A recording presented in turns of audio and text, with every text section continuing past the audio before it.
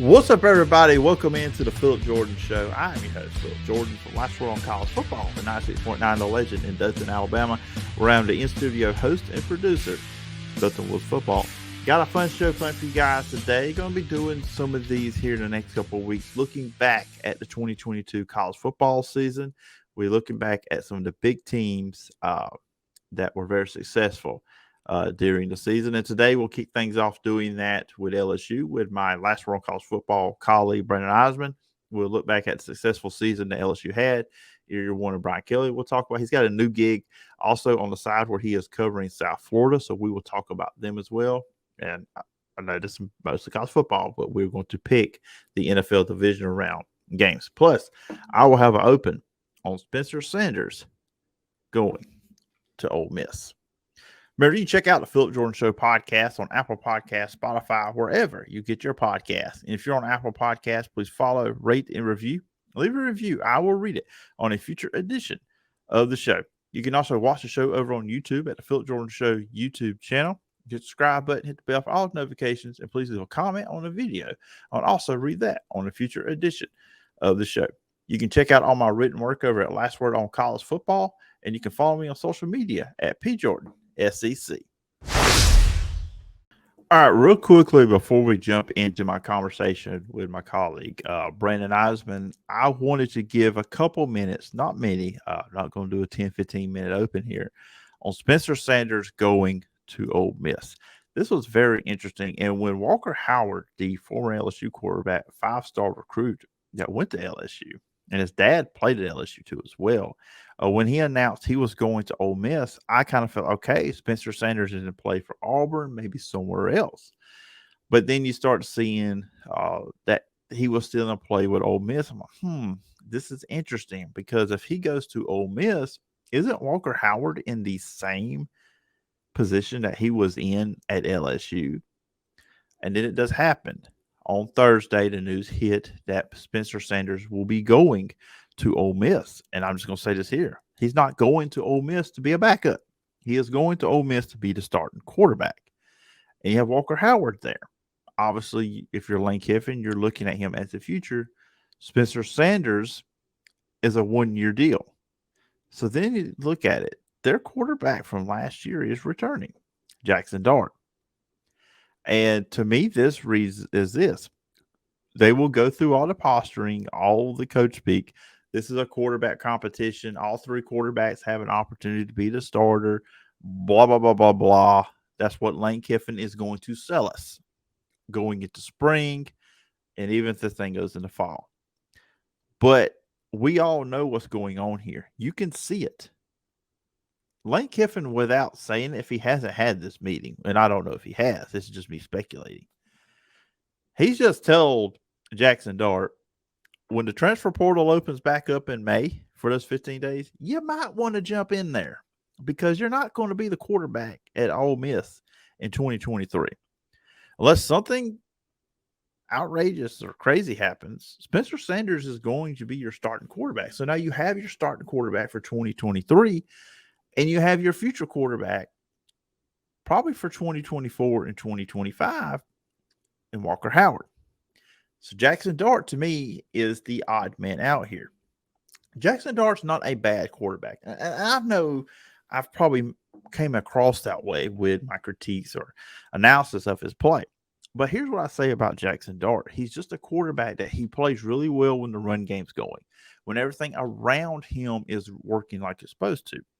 But there was just a couple of times this season with him, from what I saw, when the game got put on his shoulders, he made mistakes. He just was not ready for that. And look, it was his first year being a starter as well. His first full year. He started a few games for USC the year prior. But when I just look at this, I mean, it just doesn't feel like any way where Jaxson Dart continues his career at Ole Miss. And Spencer Sanders is going to be your quarterback in 2023, and Walker Howard's your quarterback of the future. And that's just kind of how I look at it. But what do you think? Am I wrong? Am I completely off base here? What's your thoughts? Post in the comments below here on YouTube, or hit me up on social media for the audio audience at PJordan SEC. Now let's look at our 2022 season review of the LSU Tigers with Brandon Eisman. Everybody joining me on this edition of the Phillip Jordan Show. Guy that has not been on in a while. One of probably, if you wanted to count who's been on my shows the most, is probably this guy. My colleague over at Last Word College Football, Brandon Eisenman, who dabbled in Florida State and LSU this past football season. But he's back to just doing LSU now. But he's also got a new gig. We'll talk about that a little bit too as well. SoFlo Bulls, covering South Florida. And also, of course, you can listen to him over at Beyond the Bleachers podcast. And Brandon Eisman, like I said, colleague, longtime friend. Glad to have you on here, man, to kind of review and look back at the 2022 LSU Tigers. Yeah, Phillip, it's been quite a while. Happy to be back on the show. Football with you. Oh yeah, absolutely. I mean, the season is over, but there's plenty to talk about. I mean, really, we were talking a lot today. I mean, just the Spencer Sanders news, which I will do an open on. Just Walker Howard, which LSU related. We got so much to talk about on a daily basis now on college football. I've kept saying I want to get into basketball, but football keeps kind of not college football is not letting me do that. So we have plenty of cool stuff though as we look back at this LSU team as well. Yeah, certainly. Especially not only LSU season, but the transfer portal and NIL and everything else that's tied into all of that. I mean, sure, like honestly, man, I'd like to start talking basketball too, but football just seems to just keep going. It's like it never stops now. So it's kind of hard to mix the two together when football still kind of reigns supreme. So. Yeah, and I've been watching games, so it's not like I've been neglecting it from a watching standpoint, just kind of getting around actually talking about it, breaking it down, which we will do on Tuesday's pod. A little teaser for everybody on what's coming up on Tuesday. But anyways, like I said, we're on here to talk about LSU and the 2022 season. And I still remember, I believe you were on the show when Brian Kelly got hired. I believe we were talking about it. We did an emergency pod. I hit you up and say, let's talk about Brian Kelly. And, of course, you saw on Twitter before the season, I kind of got a storm of negativity thrown my way when I named Brian Kelly as the third best coach in the SEC behind Nick Saban, Kirby Smart, which I'd probably flip those first two now with Kirby Smart and Georgia going back to back. But I didn't see 10 wins. I thought he was a really good coach. I saw when he implemented his program, what he wants to do, get his players in there, because LSU had a lot of guys. They did not have a lot of scholarship players when he got there. But what were your expectations for Brian Kelly going into year one? Honestly, Phillip, not a lot. I mean, yeah, sure, Brian Kelly came in, as a story coach. He has, the ability to win, but coming into the SEC is a whole different breed from being an independent at Notre Dame and getting to play whoever you want. And I think a lot of the fan base did too, especially with the addition of Jayden Daniels at quarterback. I think a lot of people saw like 7-5, 8-4. Nobody saw 9-3 in an SEC West title. Nobody saw that. And as the season went along, LSU inches closer and closer, and they got there. But that team very well could have finished 10-2 in the regular season. You take either loss to Florida State or Texas A&M, give them a win, and in one of those games they're 10-2. But overall, initial expectations when Brian Kelly was hired for LSU going into this last season, wasn't very high for me. The ceiling wasn't really that high. Yeah, and you talk about quarterback, because going into the year, I mean, it was okay. They bring in Jayden Daniels from the transfer portal, the Arizona State transfer. Garrett Nussmeier is there. He's very highly thought of, up and comer. But Miles Brennan was due to come back, and it really looked like going into and the decision was that Jayden Daniels was going to be the quarterback. But it seemed like coming out a lot of to that Miles Brennan not only was it going to be the second string quarterback, he was the third string quarterback. He moved on, and I think there's a lot of LSU fans that are kind of wondering where's the quarterback going, because Jayden Daniels his last 2 years at Arizona State was not great. His first year was pretty solid. He had 2 NFL wide receivers there at Arizona State his first year, and so it was kind of questions about quarterback. But Jayden Daniels really was a very impressive player. 17 touchdowns to 3 interceptions. Uh, their leading rusher on the year, a weapon there as well. Rushing for, so they got a number right here, 885 yards and 11 touchdowns on the ground. So he grew with like this team. He kind of grew as the season went on, didn't he? Yeah, certainly. They had to work out the kinks, the first few games, but I think he took hold of that offense very quickly, and that's when everything kind of started to materialize. Even in the few games they lost, now aside from the Tennessee game, he didn't play that well at all. But I think he had a really good year. He passed for just under 3,000 yards. Like you said, 17 touchdowns, 3 interceptions. I wasn't expecting those kind of numbers from Jayden Daniels this year. Honestly, I wasn't even expecting him to be the starter because I thought it was going to be Miles Brennan, and then the fallout happened there. He leaves the team, so you're down to Daniels and Nussmeier. Going into the first game, I kind of still had a feeling Nussmeier could win the job, but I started to lean towards Daniels. I hadn't really watched a lot of him while he was at Arizona State, but I knew what kind of quarterback he was, that he's got, the ability to scramble out of the pocket and run with his legs. And that's what he did this year. When LSU, when the pocket was collapsing, the offensive line didn't give him enough time. He was able to scramble out, use his legs, pick up yards. Hence the reason he was the leading rusher on the team with almost 900 yards and 11 touchdowns. Just think how many rushing yards he would have had if it wasn't for the negative 200 yards he lost in sacks. He got sacked 43 times.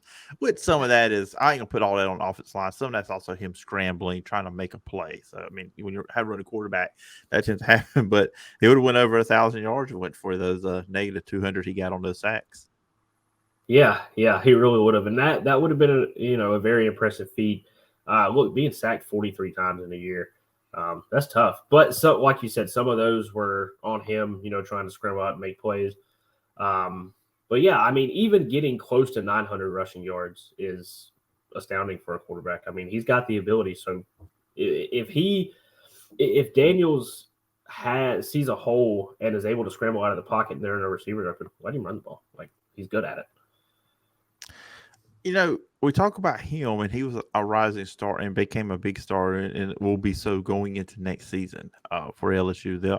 I just got to believe they're going to be ranked in the top 10. I have a feeling that's just where they're going to be placed next season when we get to before the season starts, preseason polls. But defensively, a guy that nobody knew anything about, Harold Perkins Jr. I mean, there were just some games where he just wrecked games. He kind of reminded me sometimes, and we'll talk about. We are going to pick at the NFL games at the end of our conversation, guys. To let you guys know, remind me a lot of Micah Parsons, the way that he just impacted games. I remember the Arkansas game where LSU just wins 13-10. It was a very low scoring. The offense did not play well. Neither offense did, but Harold Perkins pretty much won that game with defensive play, and he was another player that got better as the season went on. And just a stud. Look like a guy that can play the NFL right now, to be honest with you. Yeah.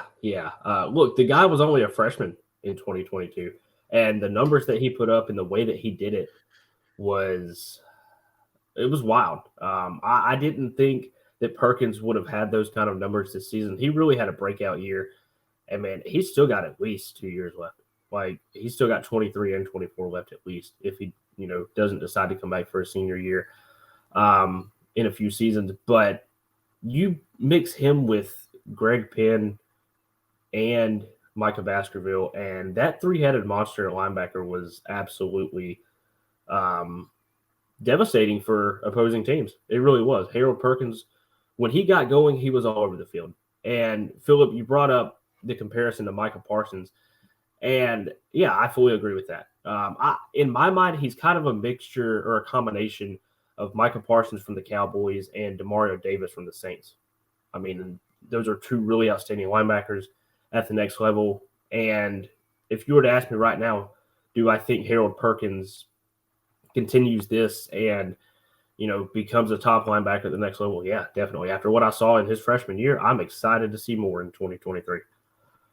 So, looking at just the results from 2022, of course, we talked about the opening loss to Florida State, which that's all on special teams. I mean, it's make some kicks and make an extra point. You win that game.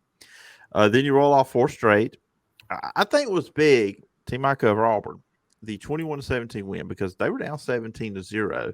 That game was at Auburn. Come back and you win 21-17. Just kind of that was a big game. I thought that was a swing game for both teams at that moment. Of course, Auburn's reeling.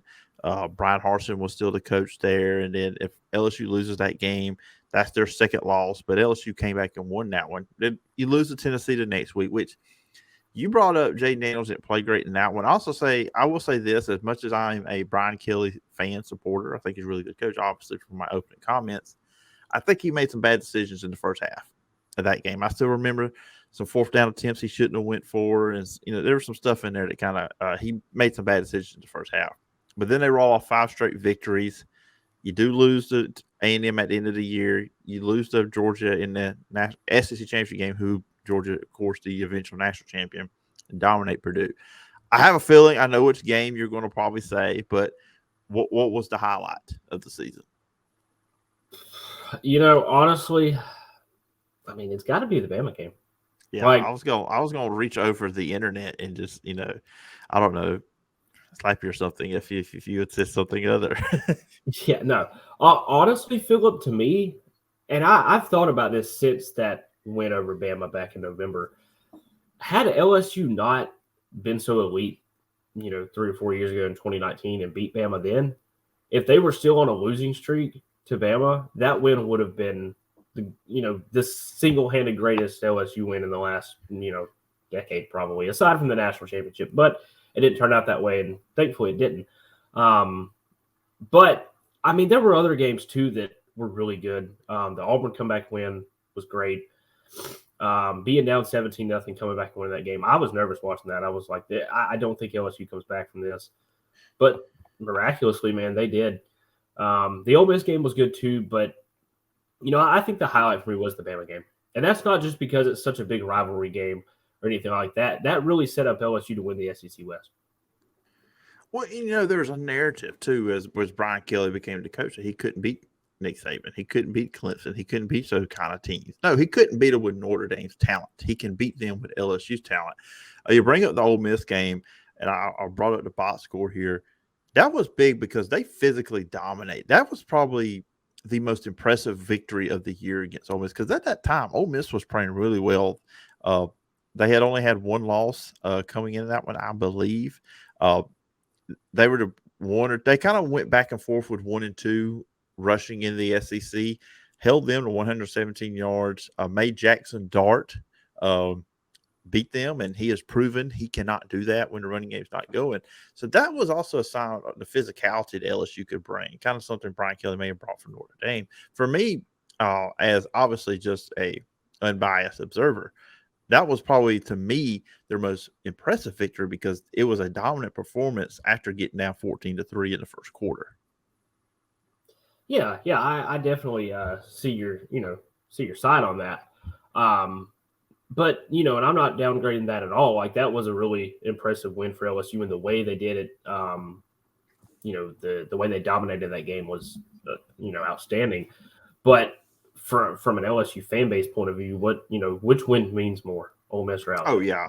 Yeah. Oh, yeah. I was just saying, just on the field, just what you did dominating. That was an impressive victory just from you dominated. After the first quarter, you dominated the game. Yeah. No doubt about it.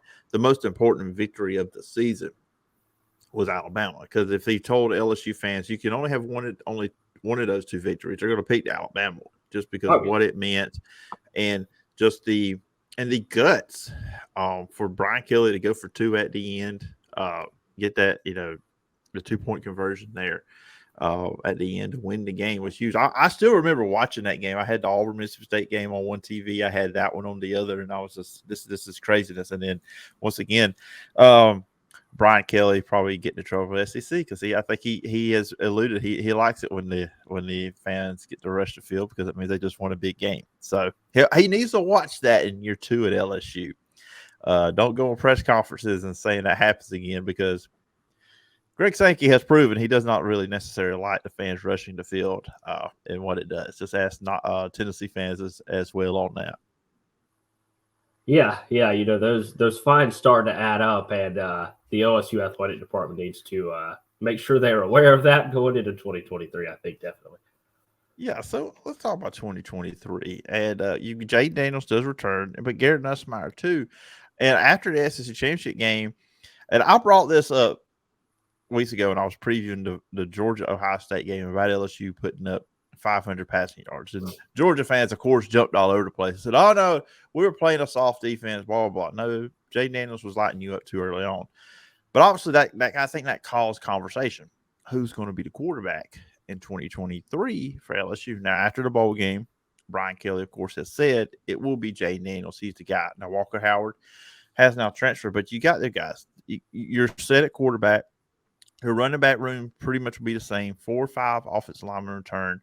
Malik Neighbors is coming back at wide receiver. You have other guys coming back as well. Of course, Keyshawn Boutte is not one of them. His back and forth deal there. Because didn't he say, like, at the end of the year he was coming back, and then before the bowl game he changed his mind? So there's that whole deal. Defensively, I think they're going to have to replace some defense linemen, but Harold Perkins starting linebacker. That's all you need to begin there. So, what are your thoughts going into 2023 for next year for this LSU team? Honestly, Phillip, even though they're losing talent, I think they're just reloading.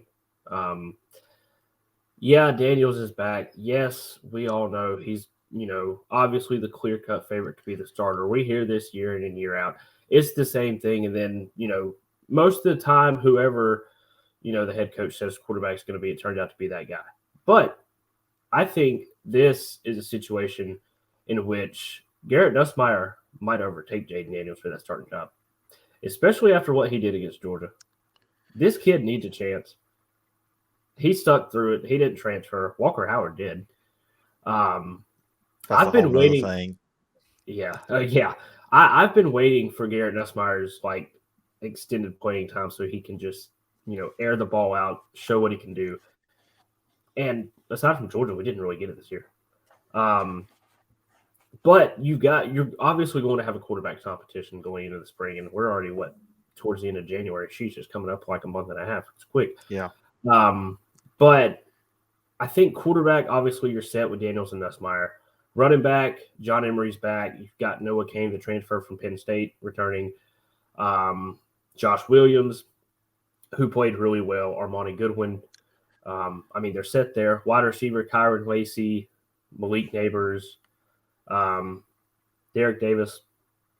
And you mentioned Keyshawn Boutte leaving. And, yeah, he did announce that he was coming back at the end of the season. And then a whole week or two later, he was like, oh, no, I'm going to the NFL. And there's a whole story behind that. I won't get into it on here. I've seen conflicting reports as to why he really decided to go to the draft. Remember, it's a family show. Yeah. All I'm going to say is it's a whole fiasco of a story, and we still don't know what's true. But all in all, he's gone, and you could tell, even throughout the season, he was getting frustrated because he wasn't getting targets. He was, at one point, I really thought he was going to transfer. I really did. But then he announced he was coming back, and now all of a sudden he's going to the NFL. So good luck.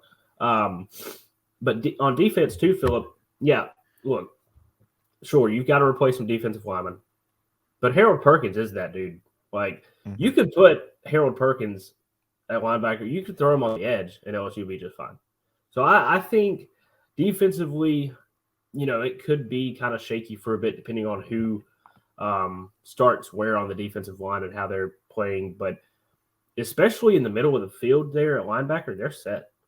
They're good. So before we leave this part, the LSU part, we jump to your new gig, something else you're doing as well. Let's quickly just glance at the 2023 LSU schedule. Let me pull some of the graphics off the front for people watching on YouTube. So they open up the return match. I'm a wrestling fan with Florida State. This time they're coming to Florida State side over at Orlando. You got Grambling next. I told Brandon I was looking at a black and white schedule before we got all. And the logo is very similar to Georgia. I was like, well, I don't remember seeing that LSU and Georgia played this year, but they do. It's Grambling. I told you off the air what jumps out to me is that very early on, we look at those first 6 games, you've got 4 of those away from Baton Rouge. And then, of course, you got 2 back-to-back, Auburn and then Army at home. And then you're off, and then you got at Alabama, and then you close the year out in Baton Rouge. So, Brandon, what really just sticks out for the 2023 LSU schedule to you? Those road SEC games, man. I mean, at Mississippi State, at Ole Miss, at Missouri, obviously at Alabama. Those are tough. And to have really, so you've got 3 true road games before the middle of October. Obviously, with Florida State the night before Labor Day in September in Orlando, which I plan on attending that game. I mean, man, that the SEC slate for LSU in 2023 is absolutely brutal. It's definitely not easy. I don't know, man. I mean, Mississippi State could be good. Ole Miss, up in the air. We'll see. They were good last year. Honestly, thank God they get Arkansas and Auburn at home because if they had to go on the road to those teams too, I think the SEC definitely did not do the Tigers a favor with this schedule for next season at all. Yeah, it's interesting. Just like I said, a bulk of your road games are at the front. 4 of your 6 are away from Baton Rouge. Of course, let's call it what it is. Playing Florida State and Orlando, that's a road game. Yeah. I mean, majority of the fans there are going to be probably Florida State.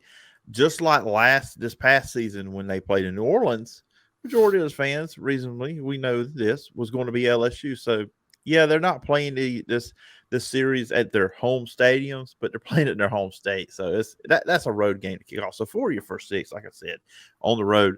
And the Army game is interesting. Now, before anybody jumps on YouTube, particularly because people tend not to do that, I am not saying Army is going to beat LSU, but that's an intriguing matchup because of the type of offense Army runs, and LSU does not see that in the SEC. That could be a game where maybe at least early on it gives LSU some trouble before they adjust to it. But that's kind of what sticks out to me with LSU's schedule. Yeah.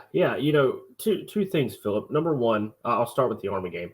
That actually is an interesting game. I don't think LSU and Army have ever played. I could be wrong. I'm not sure. I didn't look that up beforehand. But you're talking about that, and it got me thinking. Army does run the triple option, which means that they don't throw the ball a whole lot, which gives Harold Perkins the opportunity to have like 20 tackles in this game, 20, 25 probably. I think that's going to be a game where LSU is loading up the stats defensively. And then the second thing, Phil, is LSU and Florida State in Orlando. Both of those teams won their bowl game in Orlando. They were both sponsored by Cheez-It. So do we finally find out in September which team of the two is feeling the cheesiest? We've talked about this before, and I brought it up with Matt Murchell when I had him on a few weeks ago. We previewed the national championship game, recap the semifinals. So you were wondering while you were talking if LSU and Army had ever played each other. They have played each other one time in history, way back in 1931. Army won 20-0. Yeah, that's not happening in 2023. I'm sorry, there's no way. Yeah, I looked it up real quickly, but I don't think Army is going to win 20-0 in that matchup, even if they were to pull the upset. So let's transition off LSU real quickly, because I mentioned on the top you are doing some work covering South Florida now. SoFlo Bulls. Did I say that right once again? Yeah. I want to make sure I say that website's name right. I've seen it all the time, but even before you was writing for them, I just make sure I was saying it right. But South Florida football, 1-11, 0-8 off last year. They fired Jeff Scott after 9 games. They were 1-8 at the time. He was 4-26 in his time there. He do lose running back Brian Batty. He is now going to be playing for the Auburn Tigers. I will say this past year they did push 2 Florida teams, Florida and Central Florida. I watched the Central Florida game. You could make an argument they should have won that one. There were some calls there in that one, but they hired Alex Golesh from Tennessee. He was offensive coordinator, their 6th head coach in school history. Of course, you know what Tennessee did? Best offense in the country, college football. We're not going to spend as much time on South Florida as we did LSU there, but just this program, new head coach. Oh, what are your thoughts on what needs to be done at South Florida? Honestly, Phillip, I think they need to win now. And I'm not saying, run the table, win the American, make a New Year's Six Bowl, nothing like that. But you've got to get more than one win. And I think they can do it in 2023. You bring in Alex Golesh from Tennessee, who, yes, they had the highest rated offense in the country. Is South Florida going to repeat that under Golesh? Highly, highly unlikely.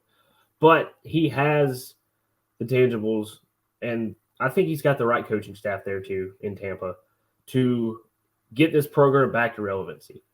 A lot of people that watch South Florida that, maybe hopped on the band or whatever, really associate this program with 2007.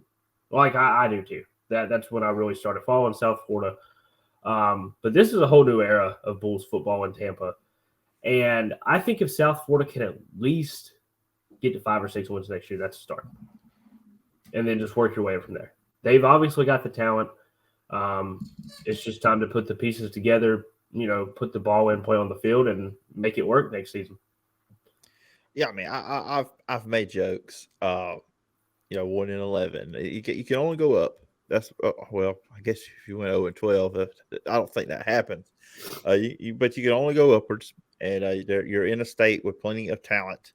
You're in a good area, so the possibilities are there to become a much better program. So as we get out of here, as I was thinking about doing the segment myself, I said I know one of these teams playing this weekend is your favorite pro football team. As everybody knows, mine is not in the playoffs, the Green Bay Packers. I see Brandon is getting super nervous right now. Yeah. This was the part where I told him we were going to talk about this. He goes, "Oh, no."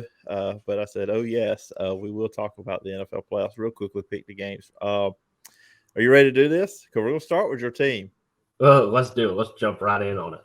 All right, so we're going to start. We're going to go to order these games are played. So in the AFC Divisional round, you have the Jacksonville Jaguars playing at the Kansas City Chiefs, 3:30. And as I always tell you guys, I am in Alabama. We do Central Time Zone. Go figure it out. If you're not in Central Time Zone, that's just kind of how we roll here. NBC, Kansas City, they were 8.5-point favorite. Of course, Jacksonville was down 27-0 last week to the Chargers. Came back, won the game 31-30. Look, I'm not even. I'll go ahead and kick this thing off. I'm going with Kansas City. I think they're going to win. I think they're going to put up some offensive numbers against Jacksonville.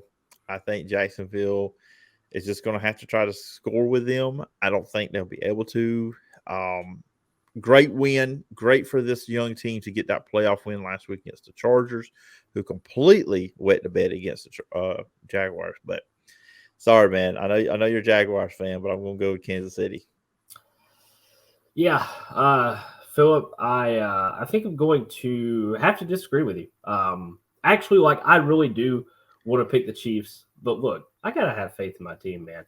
Give me Jacksonville to cover the spread at 8.5, and give me Jacksonville to win outright. Now, if Trevor Lawrence throws 4 interceptions again, yeah, they're not going to win this game. They were not supposed to come back from down 27-0. That was not supposed to happen. I still can't comprehend how it did. Trevor Lawrence in the offense in the second half, defense too. They played a much better half of football in the second half. But going to Kansas City, going to Arrowhead in the playoffs is something no team wants to have to do. It's going to be an electric crowd. Patrick Mahomes is most likely your MVP. But Trevor Lawrence is that dude. He is that quarterback. And if he can limit mistakes and, they make the right play calls, Jacksonville wins this game. I like him to go to the AFC Championship. Well, another intriguing part of this matchup is the coaches. Andy Reid versus Doug Peterson, which Doug Peterson coached under Andy Reid. He played under Andy Reid. So Andy Reid, they both kind of know how each other thinks. Will the pupil beat the master? That'd be a fun part to check out on Saturday with this one. On Saturday night in the NFC, you'll have the New York Giants with the upset victory over the Vikings this past week in the wildcard round. They will be going to the number 1 seed Philadelphia Eagles 14-3, kind of, I would say limped, but well, yeah, they did. They kind of limped across the finish line there at the end. I mean, they with the Jalen Hurts injuries, they kind of weren't as good as toward the end of the year as they had been throughout most of the year. 7:15 on Fox. Philadelphia is our 7.5-point favorite. I'm just gonna say this: the Philadelphia Eagles are not the Minnesota Vikings. They're not that inept defensively. They do not have Kirk Cousins as quarterback. This team, I think, with the week off, really going to be beneficial for the Eagles. And the Giants really did not fare that greatly against them this season either. I think it's going to be continue that trend. So I like the Philadelphia Eagles in this one. Yeah, Phil, I'm going to have to disagree with you for a second straight time. Look, you're right. The Philadelphia Eagles are not the Minnesota Vikings. They do not have Kirk Cousins at quarterback, who on 4th and 8, I still don't know why that throw was that short. Whatever it is, what it is. I have faith in the New York Giants. I really do. Look, the Eagles were good through the regular season. They've had a phenomenal year, but I think this is where their road ends. I like the Giants to win this game. Okay, so we're going opposites here on the show. So I see how we're going here. I have a feeling we're probably going to go the same here because, all right, so we get Cincinnati at Buffalo in the division round. And I told you this, and this is my first time really saying this behind the microphone. We all talk about if Buffalo and Kansas City play in the AFC Championship game, it's going to a neutral site, which it will be in Atlanta. This game should be at a neutral site. They didn't get to play this game. And thank goodness, DeMar Hamlin, he's great. I saw he was back at the Buffalo facility this week. So that's obviously giving them a boost. And, just thankful and thank God that, he turned all right with him. But I do believe this game should be at a neutral site, but it's not. So I have to get over it. Buffalo is a 5.5-point favorite here. CBS, 2:00 on Sunday. I'll say this: both these offensive line, I don't think Buffalo's got a great offensive line, and outside of Stephon Diggs, they don't have a really consistent receiver for Josh Allen to throw to. Defensively, they're not great. But the Bengals also have issues on the offensive line as well. Burrow got beat up some against the Ravens because of that. Look, I could see the Bengals winning this one 100%. I think this is going to come down to the final possession at the end of the game. But I picked the Buffalo Bills to win the Super Bowl for the season. I picked them to win it before the playoffs started.